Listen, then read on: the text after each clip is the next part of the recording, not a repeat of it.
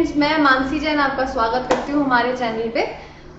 तो आज मैं आपके साथ एक बहुत इंपॉर्टेंट और बहुत इंटरेस्टिंग टॉपिक डिस्कस करने जा रही हूँ। मैंने आपको अपने एक वीडियो में बताया कि रजिस्ट्रेशन का प्रोसीजर क्या है, ठीक है।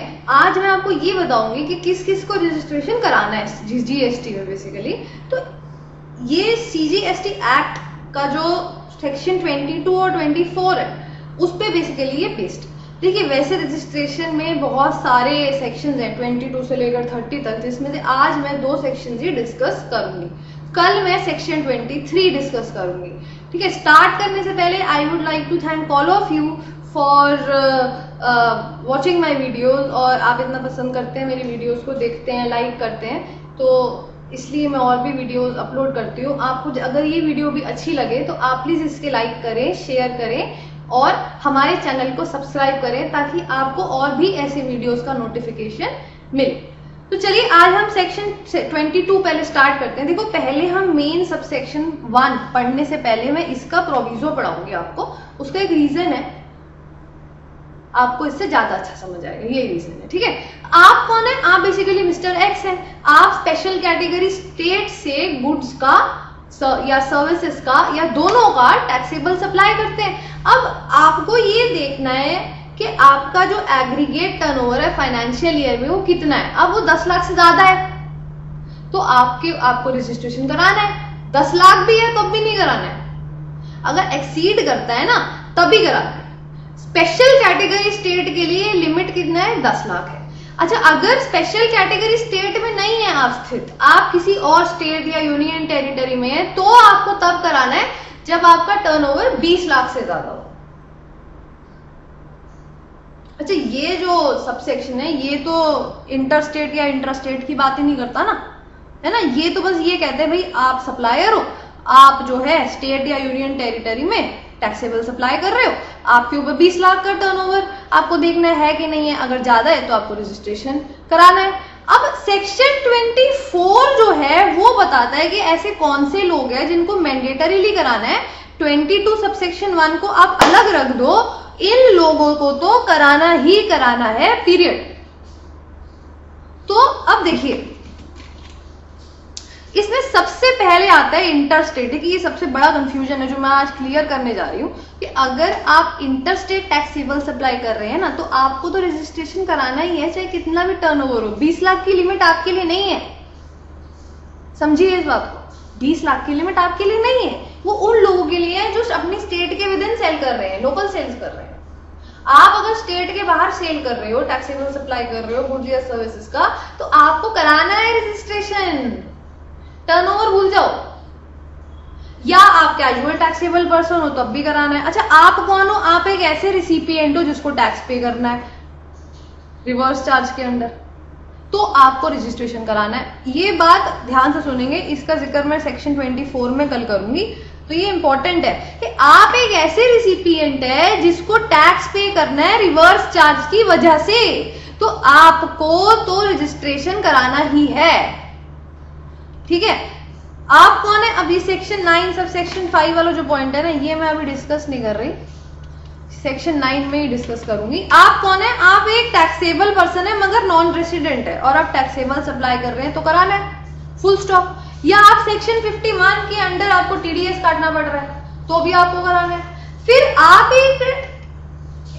बेसिकली आप एक्स है, मिस्टर एक्स है और आप टैक्सेबल सप्लाई कर रहे हैं मगर वाई के बिहाफ पे आप एजेंट है, आप प्रिंसिपल के बिहाफ पे टैक्सेबल सप्लाई कर रहे हैं तो आपको रजिस्ट्रेशन कराना है। एजेंट को रजिस्ट्रेशन कराना है। तो आइए ये पॉइंट पढ़ते हैं कि persons who make taxable supply of goods और सर्विसेज और बोथ किसके बिहाफ पे?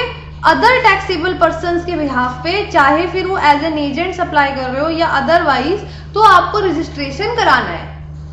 या आप इनपुट सर्विस डिस्ट्रीब्यूटर है तब भी कराना है। फिर आता है कि अब ये पॉइंट इंपॉर्टेंट है कि देखिए, अगर आप कोई भी इलेक्ट्रॉनिक कॉमर्स ऑपरेटर है तो आपको कराना ही है, मगर ये पॉइंट अलग से लिखा गया कि आप इलेक्ट्रॉनिक कॉमर्स ऑपरेटर हैं और आप गुड्स या सर्विसेज सप्लाई कर रहे हैं मगर 9 सबसेक्शन 5 के गुड्स एंड सर्विसेज ना सप्लाई कर रहे हो, ये ध्यान रखो। मतलब अगर आप इलेक्ट्रॉनिक कॉमर्स ऑपरेटर हो, 9 सबसेक्शन 5 वाले सप्लाईज कर रहे हो आप, तो आपके ऊपर ये क्लॉज एप्लीकेबल नहीं, ठीक है।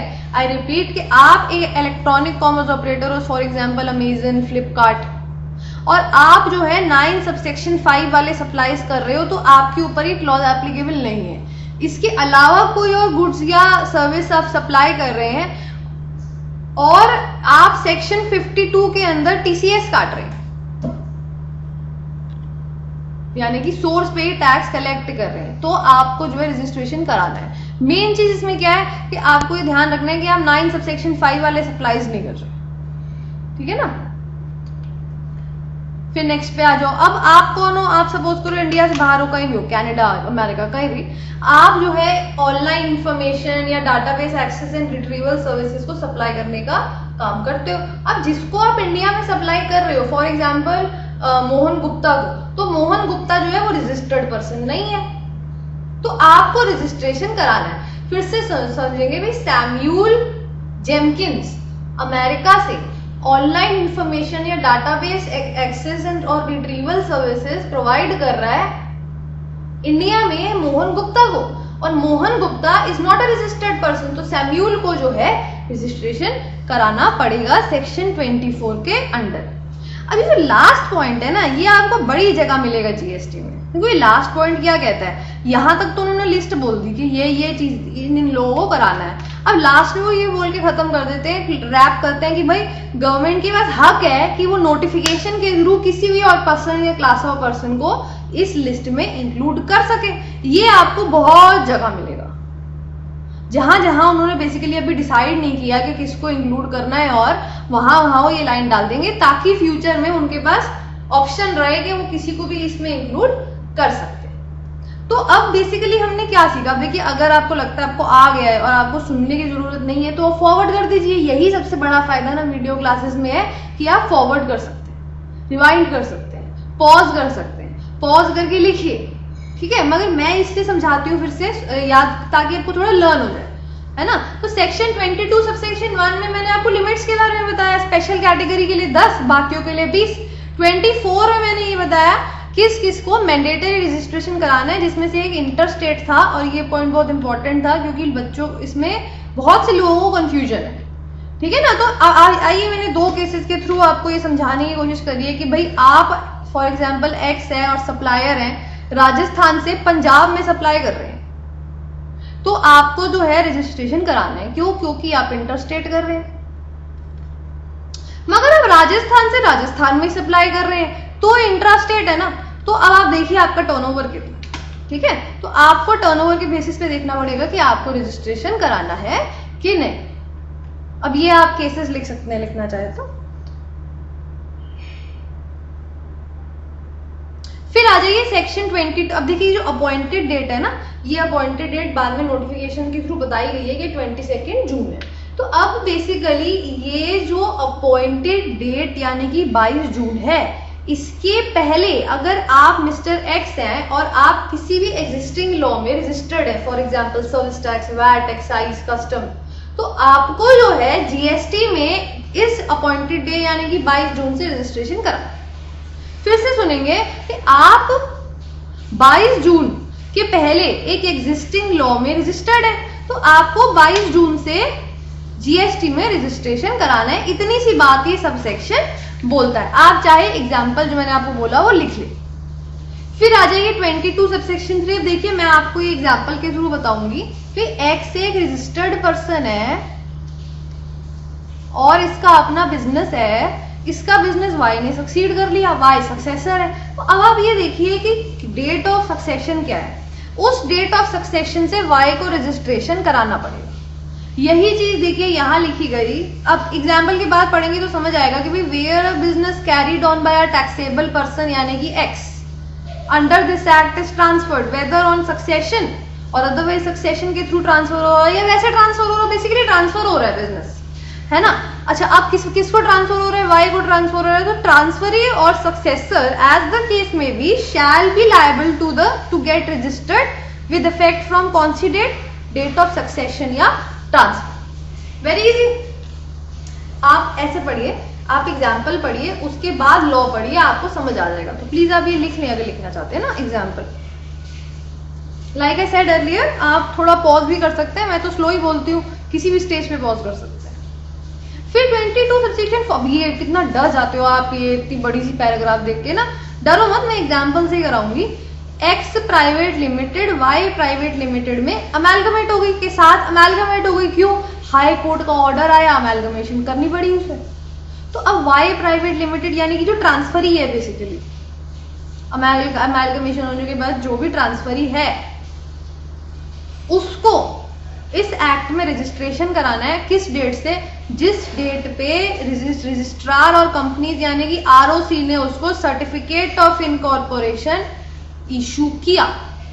तो notwithstanding anything contained in subsection 1 and 3, in case of a transfer pursuant to a sanction of scheme or arrangement for amalgamation or as the case may be demerger, यानी कि amalgamation हो, demerger हो, या किसी भी स्कीम के under आप basically ये सब कुछ हो रहा है, क्यों? pursuant to an order of high court tribunal, ठीक है? तो ऑर्डर की वजह से ये करना पड़ रहा है आपको। तो बेसिकली जो ट्रांसफरी है उसको ही shall be liable to be registered with effect from the date on which ROC issues a certificate of incorporation giving effect to such order. समझ आया? तो आप अगर एग्जाम्पल के थ्रू करेंगे ना तो आपको ये बहुत आसानी से समझ आ जाएगा, ठीक है? ये जो पर्सन लाइबल और अदरवाइज है ये आप काट दीजिए, गलती से लिखा हुआ आ गया। चलिए ठीक है,